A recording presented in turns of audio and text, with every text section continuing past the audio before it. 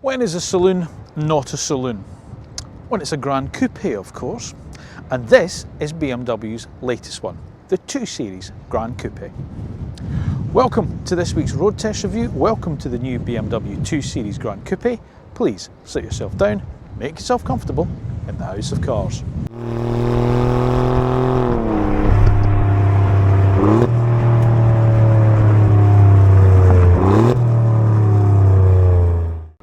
Now, before we get started on this week's review of BMW's new Gran Coupe, it would be foolish of me not to make sure that I've reminded you to subscribe to the House of Cars channel. Then once you've done that, make sure you then press the little bell button that's down below, because that's the way you get notified when our next video is uploaded and it's gone live.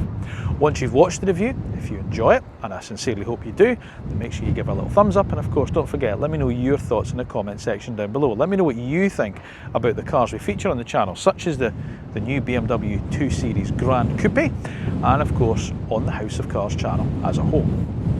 Gran Coupe. Ideas above its station? Well, let's be fair, 4-door coupes aren't really a new thing, are they? They've been on the go for a little while now. You know, Mercedes with the CLS, and then of course the CLA, you know, and obviously BMW, they've got previous here with Gran Coupes, because they've done, you know, 6 Series Gran Coupes, 8 Series Gran Coupes, 4 Series Gran Coupes, and 2 Series Gran Coupes in the previous car. But you'll probably know that this isn't just a 4-door version of the 2 Series Coupe. That's a very different looking car. So is this just effectively then a 4-door version of the 1 Series? Well, yes, and then again no as well. But is it any good? Well, let's stick it through a House of Cars road test review and find out. However, as always, before we start on the review, let's take a look at the main bullet points of the new 2 Series Gran Coupe. So the 2 Series Gran Coupe enters its 2nd generation with a new design, new chassis technology and new driveline options. The car features 2 of BMW's latest generation petrol engines, including 48-volt mild hybrid technology on this 220 Gran Coupe we have here, and that ensures efficiency and better dynamic response, they say. The range-topping M235 xDrive Gran Coupe is the performance model in the range, with 300 horsepower and 400 Newton meters of torque, making sure it does the 0 to 62 sprint in under 5 seconds. The car has a new interior and updated technology, including BMW's Operating System 9 for an intuitive user and complemented by new driving assistance and parking systems. And it's priced from just under £35,000 to just over £44,000 before options are fitted. Which makes me ask the question, is it really worth it? I mean, after all, is it just a booted 1 Series? Are you better off just being a bit more practical and going for a 1 Series? And if you really want a saloon car, why don't you just stop buy a 3 Series? And if you fancy a 2 Series Coupe, why don't you just buy a 2 Series Coupe? What's the point of the Gran Coupe? Well, let's stick it through a House of Cars road test review and find out. Okay, let's kick off with how the car looks. Perhaps a controversial subject when we start talking about modern day BMWs. And I have to say, it's taken me a little bit of time to get used to the looks of this car. But in fairness, I do quite like it now. Now, at the moment, as luck would have it, I am down in Barcelona at the moment, driving this car along with a couple of other new cars that BMW are launching. But when I left the UK, I'm actually driving around in an M135, which you'll obviously see the review of on House of Cars. So it shares the front end with the 1 Series, and I'm starting to get used to it. I do quite like the new front end. It's very un-BMW. That's the one thing I will say. It's not a traditional looking BMW at all, is it? In a lot of ways. You know, this more kind of pointed, shark-like nose. In fact, if I'm being a little bit unfair to them in some respects, there's almost an element of Kia about the front end of the car. Is that just me? I see a little bit sort of like almost Kia Ceed here at the front, you know. But you do get the swept-backed headlights here, you know, of course you get the usual double kidney front grille at the front. That's changed. Now you only get M Sport trim in the UK as well. There's no SEs or things like that. It's just M Sport. So that's what we get here. And there's 2 models, the 220 and the 235, as I say, the M235. And the thing with the M235, whilst they've got them here, this is going to be the big seller in the UK, this 220. So this is the one that I wanted to review. Plus I've reviewed the 135, so there wasn't really an awful lot of point. Anyway, front end, yeah, double kidney grille, very pointed, very aggressive looking in some respect, but much more sleek and dare I suggest, sort of like pointed than we're used to seeing with BMW. There's an element of 8 Series going on at the front of the car, which I think is a good looking car. Of course, you get your gloss black down at the front there on the M Sport as well. You get your radar sensor for the radar guided cruise control, your centrally mounted sort of like camera there, forward facing camera. But yeah, there's some nice sculpture work going on in the bonnet, you know, that goes around there, and I really like it in this dark sort of like metallic red, which is quite nice. And of course you get your BMW LED matrix headlights in there, you know, with the daytime running lights. There's sort of vents around the side there, which obviously are there for a purpose. They take airflow down the side of the car. But yeah, it's on first acquaintance, you look at it and go, oh, I'm not sure about that. But trust me on this, the more you sort of look at it, the more time you spend with it, it is a bit of a grower. So inside profile, you can really see that sort of 4-door coupe design that they've got going on. So very long bonnet, truncated rear end. Look at the roof line, it really flows right down into that swept back sort of like rear end of it. So it's very, very traditional looking, sort of like coupe-like in its profile, but obviously with 4 doors. And the frameless, as a good coupe should be. The standard in the UK are 18-inch wheels, but 19s are an option. That's on both models. And as I say, you only get M Sport trim. So of course you get your little M badge there and the gloss black kind of shadow line around it. At the back, there's a little nod to the Hofmeister kink that we've been used to on traditional BMWs, and of course you get the little embossed 2 logo in there that a lot of the new models are getting, and that I quite like that. That's quite a nice little touch as well. As I say, it flows all into this sort of nicely truncated rear end. Now the car's 4.5 metres long, there or thereabouts. It's roughly the same size as an E46 3 Series. So if you've got an E46, or you can imagine that sort of size of car, that's the type of car that you're thinking of. So cars are getting bigger. So whilst it's a 2 Series, maybe in some respects we should view it as a replacement for an older 3 Series. And then at the back, as I say, this sort of truncated rear end to the car, this little stubby boot you get. But I do like this nice little upswept spoiler that you get in the boot as well. I think the 235s have got a little added sort of like spoiler on the back there. Of course, you get your 220 badge here. There's no I badge on them now. It's just 220, not 220i, which is odd. And is it just me, or can you see a little bit of Honda Integra there with the lights? Is that just me? Am I being really cruel to BMW? But I just start to see little elements of other cars creeping in. And I do see a little bit of the old Honda Integra in that. Anyway, there we go. Nice gloss black diffuser at the bottom there. Little reverse camera tucked underneath there. And of course your BMW around all there. So, what do we think of the styling? I quite like it. As I say, I get it, it's not everyone's sort of like cup of tea, and it does take a bit of getting used to, but as I say, the more time I've seen it, the more time I spend with it, the more time I'm liking it. And I do quite like the 1 Series now, but as I say, I'm not going to suggest it's like a brilliant looking BMW, but I think it's less controversial than some of their efforts over the past few years. But it doesn't really matter what I think in some respects. What do you think? Now, the one thing I will say is this. The 2 Series Coupe, let's not get confused here, the little 2-door car, it looks like a kind of bitmap designed in Minecraft sort of like type of car, whereas this is just a little bit more flowing, a little bit more sculpture, a little bit more curvaceous, dare I suggest. I do prefer it to that car, but it doesn't really matter what I think. What do you think? Does it tickle your pickle? Have you got the old 2 Series Gran Coupe? Would this tempt you into a new one? Would it tempt you out of a 3 Series into this if you've got an older 3 Series? Do you like the design that BMW are heading down? Do you not? As always, let me know your thoughts in the comment section down below. Now, practicality wise, it'll depend on the model that you get. If you go for this 220, then what you get is 360 litres of boot space because it's a mild hybrid.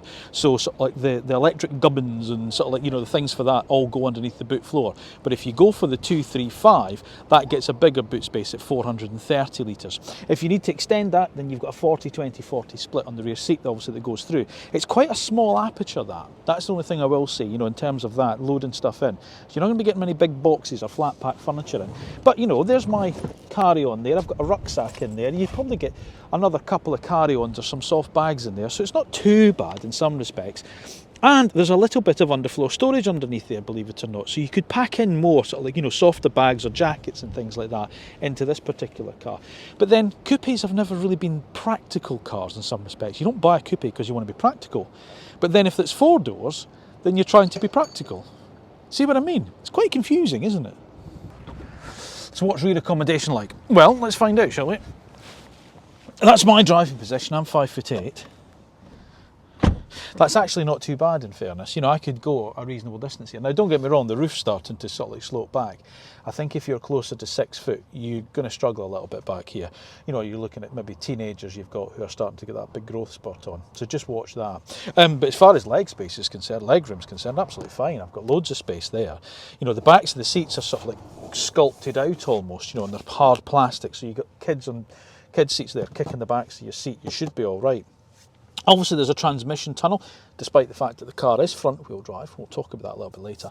But obviously with the 235 it's X drive, so it's 4-wheel drive, so that's why you've got that. Isofix points, just talking to kids there. That's a usual BMW fare behind the plastic covers. Do quite like them, that's nice. 2 USB-C charging ports there. We've obviously got face vents down there. Fold down armrest with cup holders and mirror. It does pretend to be a 5-seater because obviously you've got the third belt there, but I don't think we're trying to kid anybody on here. You're going to get 3 sort of like big rugby players across the back here. You're certainly not. But in fairness, I suppose if you need to get a third person in just for a short drive, you know, picking up sort of like, you know, your kids' friends from school or something like that, or going on a play date, you could probably do it. But as I say, the only thing is headroom is just starting to get tight because of that sloping roofline. But again, as I say, it's a coupe. What do you expect? So it's not horribly bad in here. You could probably do a reasonable distance here, but as I say, legroom's fine. There's some door bins there for enough to take a water bottle and some sweeties in the back there. Yeah, and that's really about it. So as I say, it's not bad. Not as big as the old 3 Series used to be, but reasonably good. I have to say I'm quite glad to be inside. I know we're down in Barcelona, but let me just say the wind has now picked up. The tripod's already gone over a couple of times. The wind has picked up. It is blowing a hoolie out here at the moment. Anyway, at least it stopped raining because it was this morning. Yesterday was glorious. Anyway, there we go. Right, up here. Okay, bit like the outside, I think the interior might divide opinion, certainly amongst BMW fans, BMW owners. Oh, sorry, every time I say the name of the car, obviously it thinks I'm doing a voice activation. So I think it will probably divide opinion there. And as I say, spending a bit of time with the 1 Series before I came out here, I'm starting to get used to it. I don't think it's maybe quite as good as they used to be, but I don't think it's as awful as people are making it out to be in some respects. Okay, so let's talk about it here. So you got obviously your curved display here, which is your 2 screens, BMW operating system. I'm not quite sure how to help you with that. Well, don't then. Cancel. Operating system 9. Okay, let me start the car up, which you do now. Push button down there. There we go. So you can see there you obviously got your main screen here. It's all touch screen. There's no rotary control or iDrive system in these cars. So there's your touch screen there. It looks like an awful lot of apps that you've got there, and of course you can add more to them by going into the BMW Connected Drive store. Cancel. Got to stop saying the name of the car. So you can go in there and add things like, you know, you can do that, and you go hook up with your smart devices back at home and things like that. So it's quite good. And the BMW app, I'm led to believe it. Cancel. Sorry. The app for your phone is very good as well, and obviously you can control certain things through that. So yeah, again, it's just one of these things with most cars, you know, it takes a lot of getting used to. Obviously the standard Apple CarPlay and Android Auto, that's in there as well. There is the aforementioned, that's there too, you know, the little blue thing there. And as I say, you know, there's the actual name of car assistance thing in here. So obviously you've got, you know, so you can go quick access to those things. So as I say, when you look at it at first, you think, oh, there's an awful lot of things there, Brian. But then what you can do is that's listed them all. So if you just want infotainment stuff, you can narrow it down. You just want things relating to the vehicle, you just press that and it just brings it down. You see what I mean? So that's the type of thing that you get. Okay, let's go back to the home screen. The navigation system is superb, really very good. I like the clarity of it. It's very fast to respond. Obviously, if you're using Apple CarPlay or Android Auto, you might be using, say, Waze or, you know, Google Maps or whatever, but the inbuilt navigation system is, you know, very good. I like BMW's. Oh. I got away with it. I like this manufacturer's navigation system. It's very good. The climate control system is embedded into the screen. So if you want to adjust temperature, it's there, but it's always on, so you don't need to go into a screen to find it. You can, however, if you press the little fan there, it brings up the actual climate menu, so you can now tweak it, tailor it a little bit more, so direct the airflow a bit better, that type of thing. But you don't need to go into it to control, say, some of the vents, because obviously you've got, you know, the rubber sort of like controls there to open and close and direct the airflow with the vents, and the same up on the side here. So you don't necessarily need to go in once you've set your temperature and your auto climate. You can control the airflow from the physical vents around the car. Okay, so that's that. The driver's display, it's a really nice driver's display. I always quite like these. I used to have a BMW iX2 long-term. Cancel. I'm not quite sure how to help you with that. Cancel. I used to have a long-term iX2, and so the screen I've got really very used to, and you can configure it how you want it. So depending obviously on the content that you want to see, so you can put the speedo right in the centre there. You can have your advanced driver assistance systems in the centre there. You can have navigation in the centre. You know, you can have the map there if you're using the map, you can have that in there, and you see you can change it how you see fit. You can change the design of it, you can move it out, make it more spread, change it out. So that's all there. You don't need me to tell you about that. And also there's a head-up display as well. Okay, I want to talk a little bit about the design and the materials, however, because funnily enough, over breakfast I was chatting to one of the guys from BMW, and I said one of the things, cancel. I was chatting to them from the manufacturer, and one of the things I'd said about the 135 that I found a little bit distracting, especially at night when I was driving to the airport the other night, I said at night when you get the lights on, you get this like interior lights, the ambient light comes through these little bits at the side there, and it reflects in the rear view mirror, and because they were blue, I'm constantly thinking there's a police car behind me. You can dim those, you can turn them down. I didn't realise that. But that was one of the things that I thought, well, maybe that's not so good. But, you know, the ambient lighting itself is really nice. And of course, you've got your usual sort of like M Sport Tricolore colours through here. So the blue, the purple and the red, you know, that goes through there. That's quite nice, I like that. And then also you've got this stitch on the dashboard, again with the tricolore colours. So you've got the red, the purple, or the dark blue and the light blue. That's hand stitched, he tells me. That's all stitched in by hand. So there's an element of quality coming back to the manufacturer that I'm reviewing. Nearly didn't get away with that. And again, there's very little shiny plastics.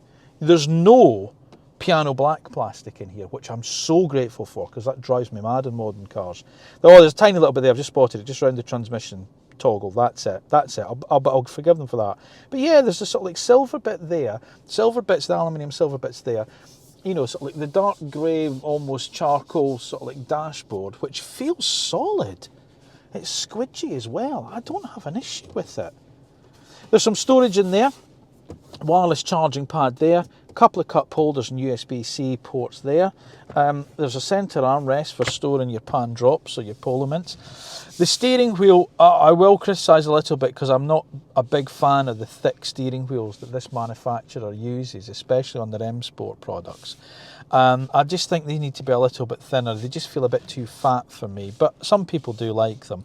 And of course you get the paddles in the gear for the gearbox behind it, and we'll talk about the technology, you know, the engine and transmission a little bit, but you can obviously adapt the, I'll start again, you can obviously select the gears yourself and adapt to how you want it via these two paddles behind the steering wheel. Okay.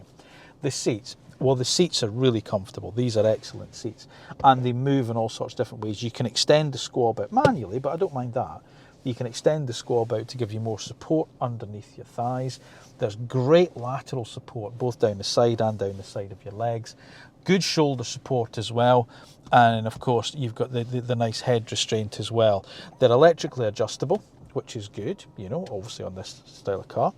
And all the controls just feel really nice and easy to hand. A bit like this car manufacturer's cars of old, where everything was ergonomically really nice, everything was just a hand stretch away. It's back to being like that.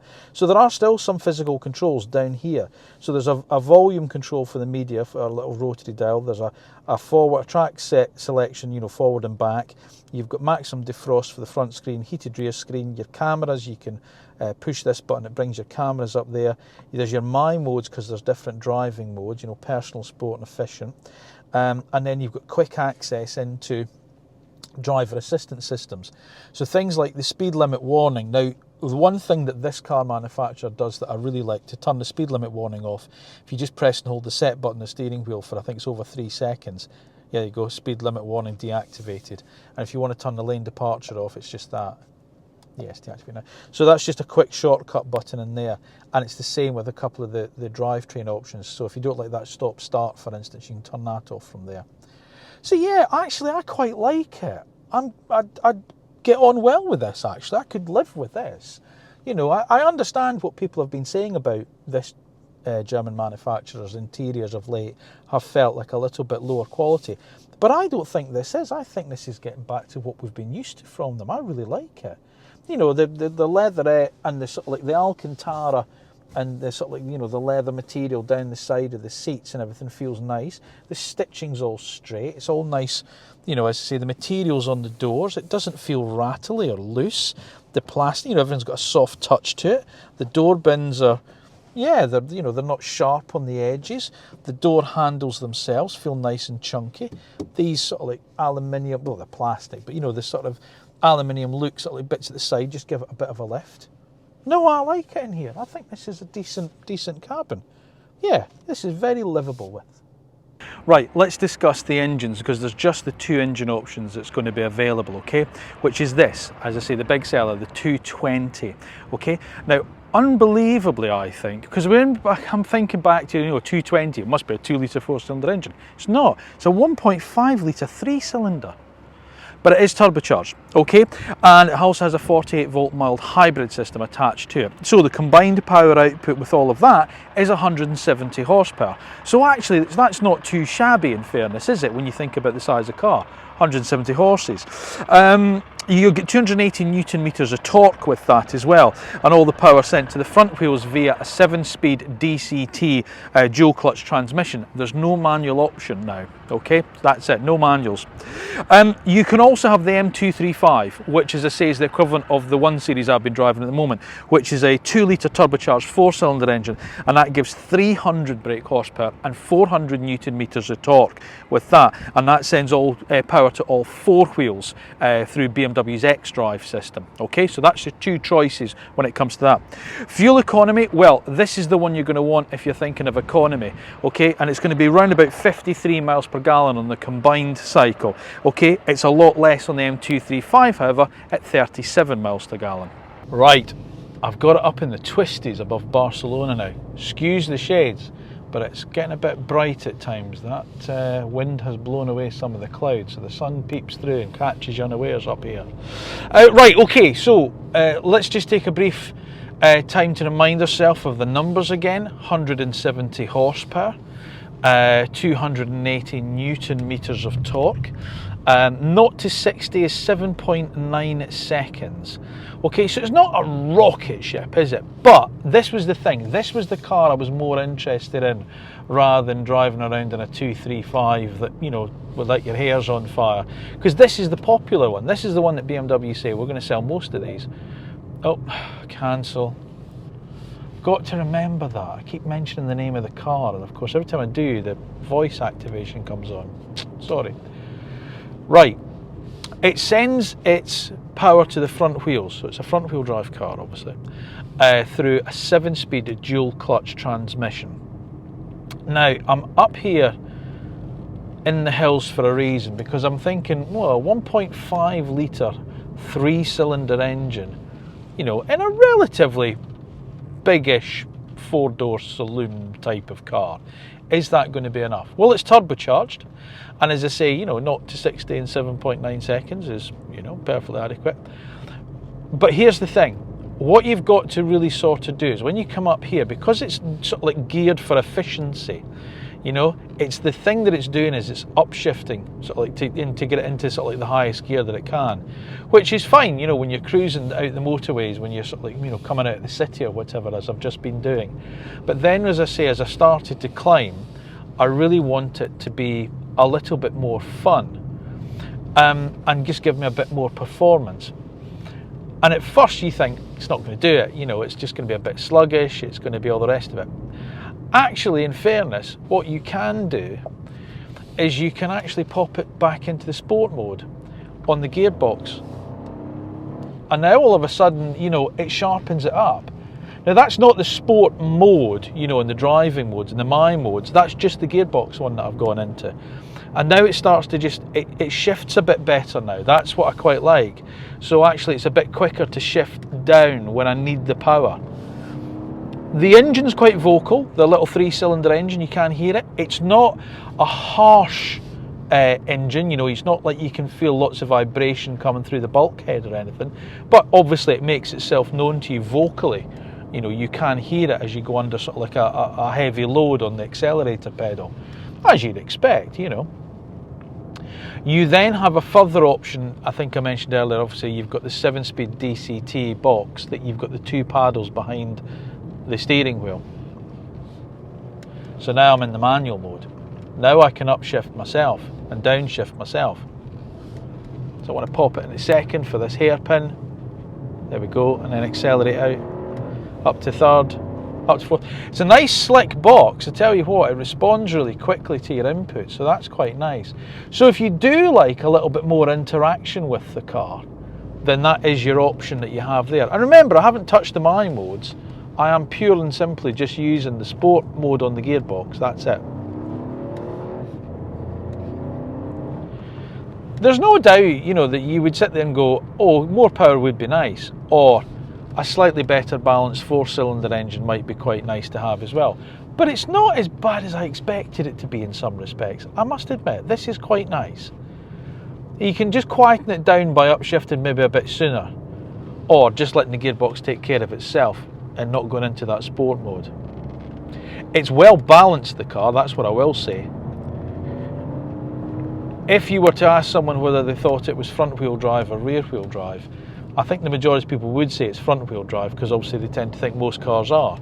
But in fairness, it doesn't necessarily feel nose heavy, and it doesn't feel like it's pulling you through the bends rather than pushing you through the bends.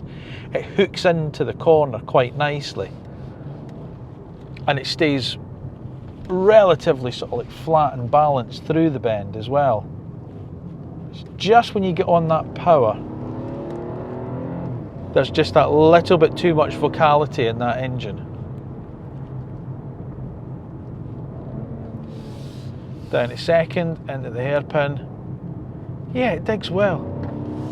I tell you what, there's not a huge amount of understeer there. Admittedly, the roads are very dry at the moment, and we are on very smooth Spanish tarmac. So, you know, I am just conscious of what I'm about to say there. But it feels like there is a bit of grip at the front there. It feels like it's actually quite nice, and you can string these bends together. Gosh, this is quite a nice road. You can string these bends together really nicely. The suspension, I have to say, is well judged. You know, there's a good ride quality from the car. I've just come out of Barcelona. I've just driven through a relatively heavy trafficked Barcelona, you know, and I have to say the ride quality was quite nice. And as I say, much as I'm up here saying it's nice smooth roads and things, obviously there's a time where you might just drop a wheel into sort of like the corner, you know, the sort of like the drainage ditch at the side there. You don't really tend to feel it.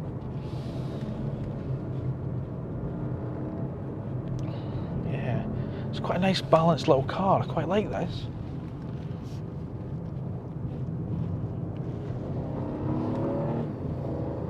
Yeah, it's just that engine note I'm a bit disappointed with, really, that's about it. It just feels a little bit too vocal, and not in a nice way. It's not harsh, as I say, it's not a vibration through the car, but as I say, it just feels, it's not orally stimulating is what I'm trying to say.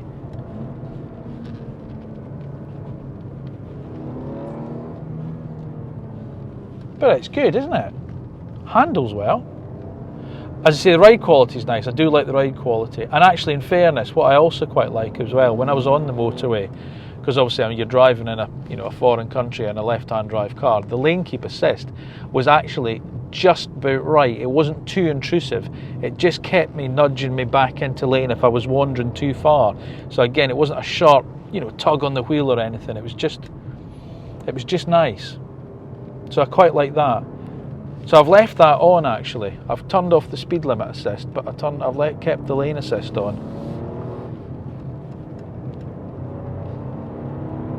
Yeah, you can string a set of bends together in this car quite nicely. There's good feel from the brakes. They feel like they're going to be relatively powerful. On the 235, the M235, I think you can option up some M performance brakes as well, but I think for the majority of people on this 220, you're never going to really need anything more than what it's actually got here. Right, let's just talk about those My modes. So if I go into them now, so we flick it into Sport, and this is just we've got a little bit more weight into the steering now. As I say, I'm still in the manual mode on the gearbox. So let's just come back so I don't lose where I am actually and go in the wrong place.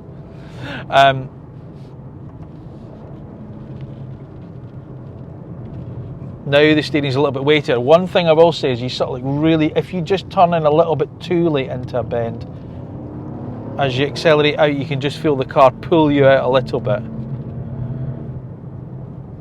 So yeah, it does have that sort of like front wheel drive bias almost, but you've really got to be, you've got to be pushing on quite a bit before you can feel that, in fairness. Oh, speed bump, coming into the town now. Better just watch what I'm doing. Right, let's pop it back into drive. I'll keep it in Sport, but I'll keep up into drive while I talk to you. Right, so yes, quite impressive car, really like it. As I say, well balanced on the chassis. Ride quality is good, considering it's a BMW. They've got quite sporty wheels. This one's got the 18-inch wheels on it, this particular one, and it doesn't feel harsh at all. It's just nice, actually. The ride quality is nice. It was nice and quiet up on the motorway, sort of like at 80 kilometers an hour on the motorway as we're coming out of Barcelona. It was nice, it was refined, so there's not a lot of wind noise from these frameless doors. The driving position's really nice, holds you well in the seat. You get a good view of this, the curved dashboard. And I tell you what I really like about it is the size of the car.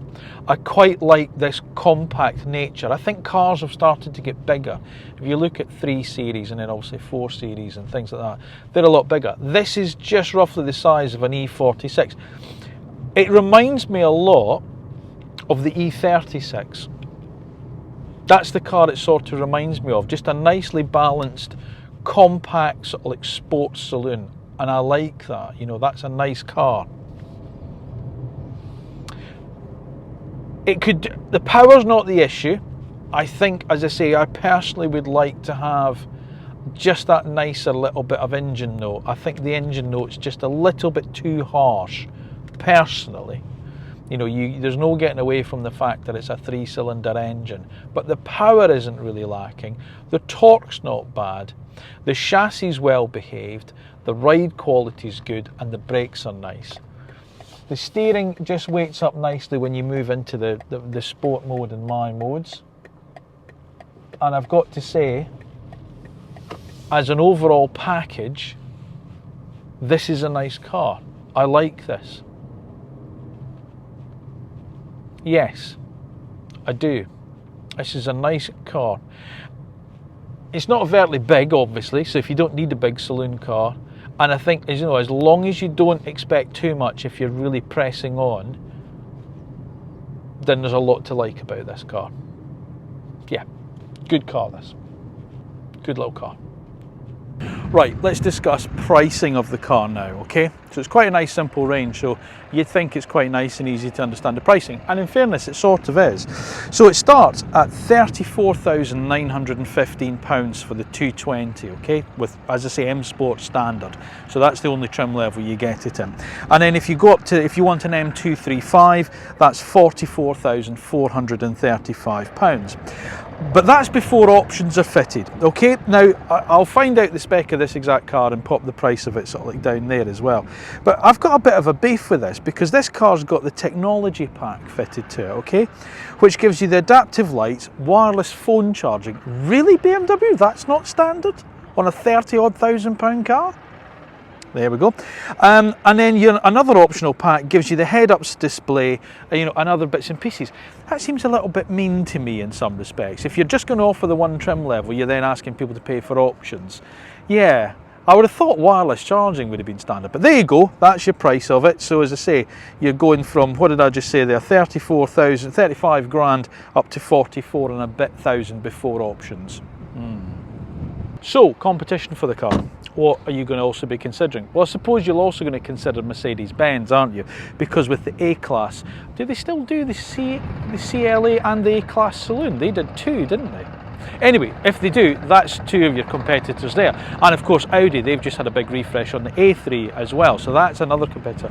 But this small compact saloon is sort of a bit of a dying breed. I suppose it was killed off a little bit, but dare I suggest, cheap lease deals on BMW 3 Series, Mercedes C-Class and Audi A4 and A5s. Maybe you might also consider a car that's just about to go out of production as well, and we've reviewed on the channel before, the Peugeot 508, the Peugeot Sport Engineered one. It's a hybrid. But I think because it's a slightly bigger car, you're probably going to be more likely to compare that to the 4 Series Coupe, aren't you, in some respects. But that could be a potential. The remaining stocks of that car could also be a rival for a high-spec one of these. So, the BMW 220 Gran Coupe. A niche too far? No, I don't think so. I think this is a really nice little car. And let's remember, this compact sports saloon is sort of BMW's area of expertise, isn't it? You know, when you think back to the original E21 or the E30 or the E36, a car that this reminds me of an awful lot. Don't get me wrong, it's not perfect. You know, that 3-cylinder engine, whilst it's powerful enough, I don't think it's as orally exciting. Not like a well-balanced 4-cylinder engine would be. An area that BMW have previous expertise in, let's be honest about it. And it's not cheap. Whilst it starts in the mid-30s, by the time you've optioned it up like this car, you're knocking on the door of £45,000. But in all other respects, there's a lot to like here. It handles well, it rides well, it's refined when you want it to be, yet it's sporty and dynamic when the mood takes you. Okay, it's not very big in the back, but then again, as I keep saying, it's a coupe. What do you expect? So, Gran Coupe? Yes, this is just grand and fine indeed. Thank you for watching another road test review on House of Cars. I hope you've enjoyed it. If you have, make sure you've subscribed to the channel and then press the little bell button that's down below, because that's the way you'll be notified when our next video is uploaded and it's gone live. If you have enjoyed it, as I say, make sure you give it a little thumbs up, and of course don't forget, leave me your thoughts in the comment section down below. What do you think about BMW's 2 Series Gran Coupe? Do you have the old model? Would you be tempted to upgrade to this? Do you think BMW maybe have lost their way a little bit with their styling, certainly, and with the niches that they're bringing out? As always, let me know your thoughts down below. Now, I'm across on social media as well, so I'm on Instagram, so if you follow me, it's at House of Cars 1973, then that would be appreciated, and I promise I will do a little bit more with social media this year. And whether or not it is a new car, or whether it's an old car, whether it's a slow car or a fast car, whether it's a small car or a large car, you'll find them all here in the House of Cars. Thanks again for watching. Thank you for supporting the channel. I'll see you again soon.